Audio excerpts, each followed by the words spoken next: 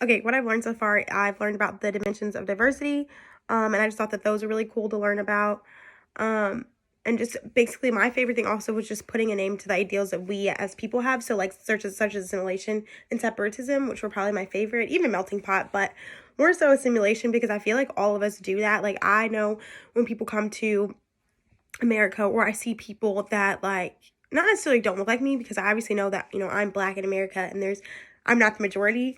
So I know that, but in the sense of like when I see other people in like America that don't speak English, I'm like, ew, like why don't they speak English? And I that's like a bad way to think, but I feel like that's assimilation, assuming that everyone needs to speak the English language. Like that's the language and it shouldn't be. And then separatism was also interesting to learn about, just knowing that like why some grocery stores have like a Mexican section or like an Asian section. I think that's really interesting. I definitely think that's separatism. And yeah, um, I think it's useful knowing how important it is to educate ourselves on our diversity skills and just honing those and keeping up with those so that we aren't really just ignorant, and that we can appreciate and communicate with other cultures.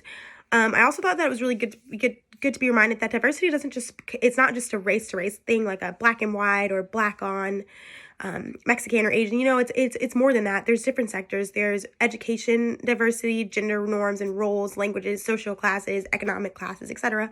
So that was interesting, and I think that was a good reminder for me personally.